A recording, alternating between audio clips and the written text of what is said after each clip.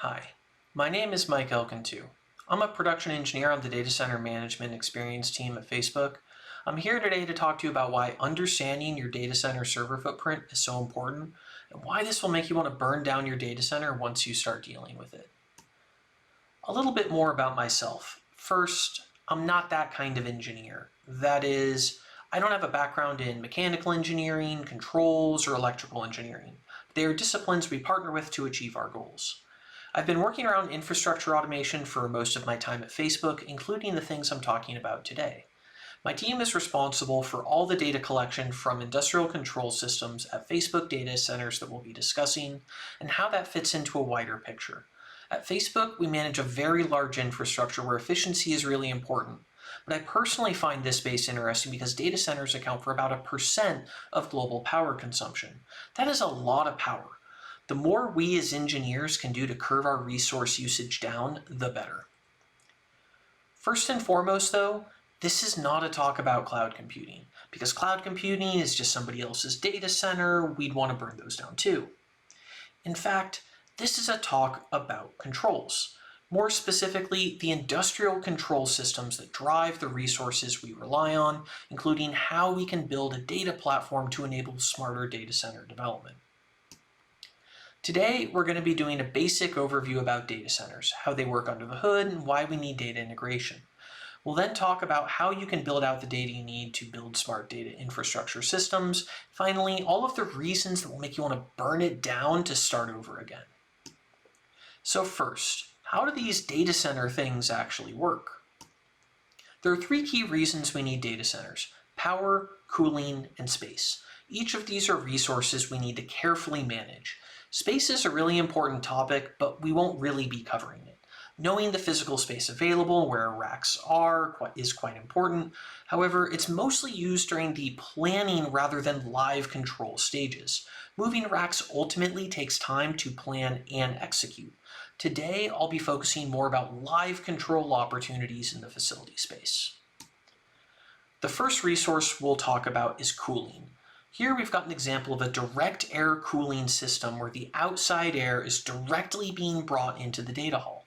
There are other kinds of cooling systems, but this is now more commonplace and I only have so much time to talk architecture.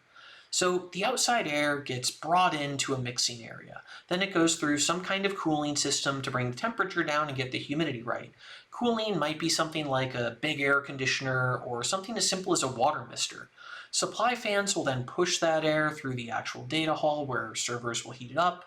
Then that hot air will either be exhausted outside or returned back to the beginning based off of conditions like humidity and pressure.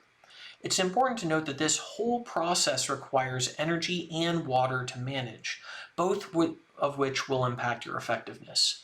Mechanical engineers love to use something called a psychrometric chart to understand their operating envelopes for different approaches to cooling that air.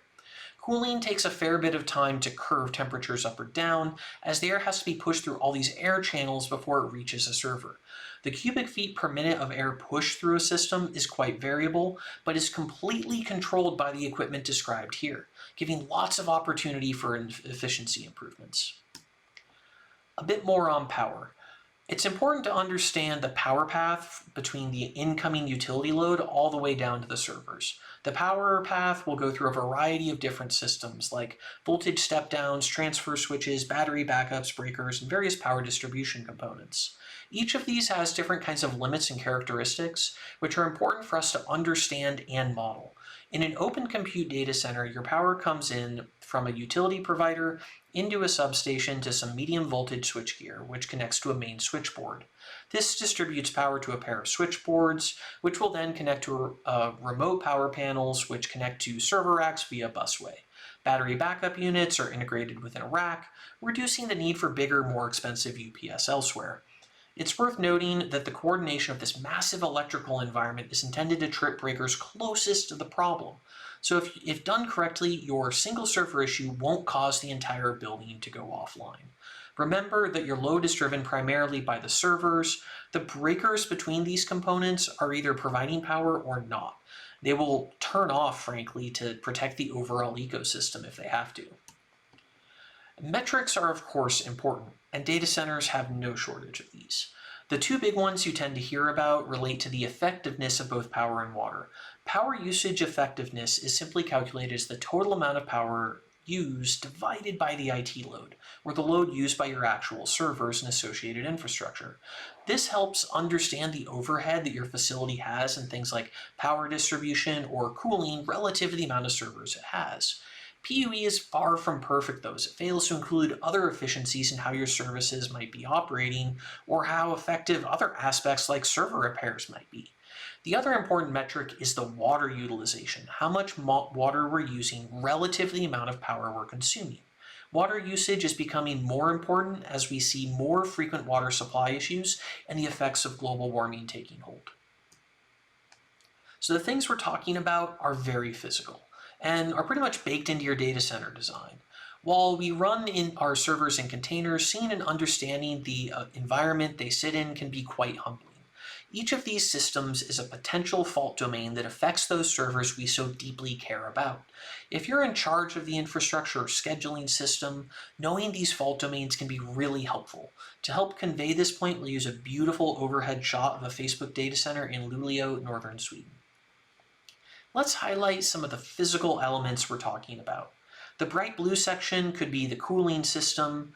Inside there are a number of air handler lineups that we just talked about, pulling in that cool air and pushing it down to the red area where the servers would be. In the back could be our electrical rooms handling power distribution. So if we take that data hall and start to think about it from the perspective of each row of servers, you will probably receive air from a primary air handler and be connected to one of the power paths. This gives you a better idea of the potential fault domain you sit in, and can be good for considering service placement at levels more granular than a region. So row 1 might be fed by MSB1 SB1 and primary air handler unit 1. Row 2 might be wired off of a different MSB but have the same air handler unit, and so forth. On top of this, you probably have other fault domains like data center, network, backbone, utility provider, floodplain, region, etc. Combined, these will all help shape a much clearer idea of where things can go disastrous in your infrastructure. So that's a bit of a high level, but how do these control systems actually work? A helpful way to look at these systems is through the Purdue Enterprise Reference Architecture. It's from the 1990s, so by industry standards, it's quite modern. In general, you can think of these things as massive distributed I/O platforms. At the very bottom, we have your low-level sensors, things like current transformers, temperature sensors, and actuators. Those typically have some kind of logic device like a PLC or a controller, but could also be a generic network gateway handling the actual network requests. Above that, at layer 2, you've got more of the control systems that are watching over everything. SCADAs, building management systems, power management systems, and human interfaces. From here, we start to step into the enterprise world. You get into workstations, maybe a time series system, and at the top you've got your typical enterprise or production environments. To simplify things, your data center itself is the bottom 3 layers working together. At the top, that's all your other stuff that you would probably normally be working with. The top is where the demand is, and the bottom is your data center providing the cool air and power to those servers they can keep on processing cat memes. Previously, these worlds weren't really connected, but if we want to push the limits of the resources we have, we need to figure out how to integrate these two different domains. To do this, we can build some kind of data plane to get them working together in harmony. Cool. But if we invest into a data plane to connect the server world and the data center world, what can we actually do? Well, there are a bunch of different things that can be done. You can apply machine learning to optimize for factors outside of the capabilities of your controls environment. You can improve the water and power utilization through rigorous analysis. You can work to understand hurricanes' impact on cooling systems. Or if you're in a co-location, it might be used to bill or even validate billing information. To save on time, I'm just going to talk through one particular opportunity in more detail, which is maximizing your electrical usage without tripping a breaker. So let's imagine that we're looking at planned load servers will place on a particular power path. We've got 4 RPPs feeding a switchboard, where each RPP can handle 125 kilowatts, but the switchboard can only handle 400 kilowatts. We put in an initial model trying to predict how much power we're going to use, but that might not be right. It turns out the actual power utilization of servers is a lot lower. Maybe a product hasn't launched yet, some servers are offline for repairs, or some code efficiency landed. So we've got a bunch of power that we're not using, which just isn't awesome. We can of course improve the model, or throw more racks at the problem until we get closer, but there's still an issue. If we put in too much hardware, the amount of power could start to creep close to or even above our breaker limit.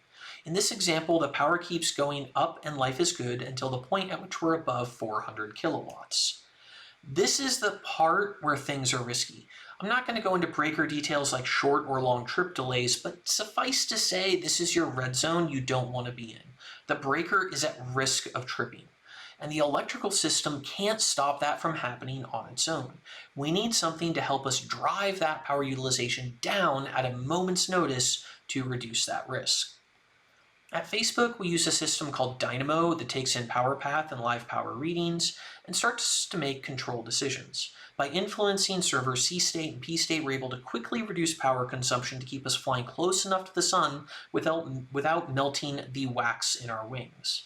This is a really concrete example of the kind of power you get when you start thinking about the interactions and relationships between our services and our data center facilities.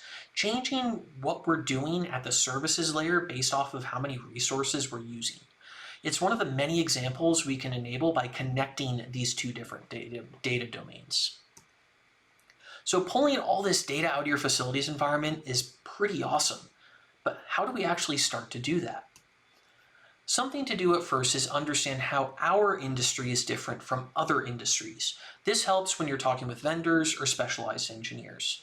First, we have less risk of catastrophic explosions, meaning we have a lot less regulations. This isn't to say safety isn't an issue, but without lots of nasty chemicals on the premise, there is just less risk of a mass casualty event. Additionally, data centers are designed to sustain their own environments based off the sensors they already have. This is helpful because we can optimize the systems, but also fall back to their default programming. On top of this, we also need pretty much all the sensor data. We love big data, and you can't recreate data once it's gone, so oftentimes storing all that sensor data will be good for the analysis you don't know you need to do a year from now.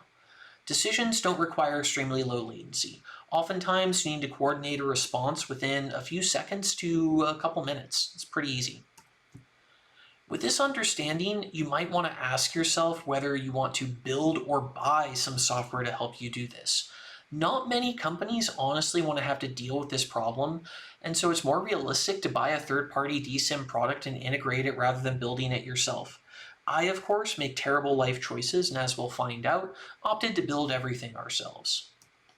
So once that is out of the way, you need to consider how you are actually going to integrate. You can look at an indirect route by talking to the existing system your data center probably already has. It probably has at least some minimal history in there, probably in some kind of proprietary vendor format, but you don't need to worry about having to speak those exciting protocols like Modbus, BACnet, OPC, or Goose. You can choose to talk to the equipment, but that brings its own problems such as overloading devices. Ultimately, you need to ask yourself whether the existing data is sufficient for your needs. You might guess that at Facebook, we took the direct integration path due to our data needs. If you decide to do direct integration to devices, it's important to try and integrate using the same protocols and mechanisms as your existing supervisory system. This will reduce the chances of reporting differences between both systems. So now that we're all in, we need to know what to build. First, we'll need something that can track all these devices on the network. We'll of course need something that can talk to the equipment, and finally we'll need some kind of place to put the data. If it sounds sort of similar to Home Assistant or doing like network SNMP collections, it's kind of like that. It might be more or less advanced depending on how you look at it. Asset tracking is a little bit more special for these environments because it's a mix of both networking and facilities information. You need to store important attributes like physical location network points, and also anything specific to the protocol you plan to integrate to that device. Additionally, you want to understand how all these different devices relate to each other. Knowing how things relate to each other helps significantly when outsiders such as analysts or random engineers start trying to make sense of what they're seeing. Once you've got the schema defined though, you need to actually get it populated with accurate information, which can be a challenge in itself. Relationships between equipment might not be evident from any existing documentation, or they could be out of date, requiring an actual person on site to physically walk the wire paths. Minimizing the amount of work for folks on site will benefit you greatly, and having a strong relationship with the on-site staff and clear processes in place can help you maintain the quality of your asset system over the lifetime of the building. So now we need to actually collect the data. In this example, we've got some RPP devices that we're doing Modbus integration with. We have 3 data points that we want to pull out, current for each phase. To do this, we need to know a lot of different details. For example, what's the function code we're invoking and against what register? What are the byte and word endians for the bytes we're reading? What kind of data type is this? Signed, unsigned, how many bits? What scaling or precision do we need to apply? While there's some standard formats vendors can provide to give you these details, oftentimes you'll have to look them up in a manual. All of these details need to be stored somewhere and handled correctly, otherwise the data quality of your system will be really bad. Finally, we have data access. This is pretty straightforward. You probably and hopefully have one time series system that everybody uses. You want your data to be put into there. This is the kind of data that is best made available to your entire engineering organization. The more people oohing and awing at your awesome data, the better. We've had a number of problems discovered just by sharing graphs that looked interesting. However, when it comes to wanting control of your infrastructure, that system probably isn't reliable enough. You want an extremely simple data access path for any controllers in your environment. Remember, these systems are at the end of the day operating in very low-level parts of your infra stack, and circular dependencies pose some serious risks that you need to consider. Now, you're probably asking, this sounds kind of cool, we are getting an idea of how we could build out our own systems, but what's the problem here? Well, let me explain some of the many reasons this work may frustrate you. So, as you can see here, I've gone ahead and documented everything there is to know about control security. Everything about hardening your sensors can be found here. That's because there really isn't any actual security posture in the systems themselves. While certain protocols or systems might have nice features, most of them lack any kind of encryption, authentication, or authorization aspects. Front-end interfaces themselves might support it, but it's almost certain your underlying devices lack those features and are a clear weak link in your environment. Concepts like system attestation, trust mechanisms, or security logging are often far too advanced for this space. And for this reason, industrial controls networks tend to rely on a hard outer security perimeter. The two main approaches are to either have a bidirectional network with some kind of firewall or hardened gateway taking care of all the requests. Alternatively, you can go with a unidirectional system like a data diode. The problem with this is now you can only pull the data out, but you won't be able to send information back into your controls environment. If we're going to provide a live connection between the two spaces, we need to ensure we're working around existing networking and security requirements and building a safe system that won't allow someone to blow the roof off of the building. Another painful thing we have to deal with is the actual time to replace something. So if you're applying continuous deployment practices, you're hopefully rolling out updates to your services or website on a very regular basis, like hours or days. Your server infrastructure probably gets replaced a bit less frequently. You or your provider probably switches them out for newer hardware every few years. So if something goes wrong with software or hardware, in a worst case, you can age that out pretty quickly. A few years sucks if you've got some problems, but you can usually work around it. It's not so bad. Data centers, though, they're built to last a very long time. They focus on maintaining equipment regularly rather than tearing out all the electrical or cooling equipment every few years for whatever the latest greatest is. Buildings try to operate as close to 100% availability as possible. This means that once you've got a data center, you're now going to have to deal with all the problems that building has for a very long time. We love having cookie cutter infrastructure, but that just doesn't work in the data center facility space. We need to support every variation we have. The quality of the networking stack implementations on devices, unfortunately, varies greatly. Some equipment conforms to standards really well, but other devices struggle with even the most basic curveball. For example, there are certain devices that can crash from a ping of death. Not a specially crafted ping, though. they can just have problems with regular pings. The devices are often highly specialized and don't always leverage shared stable platforms.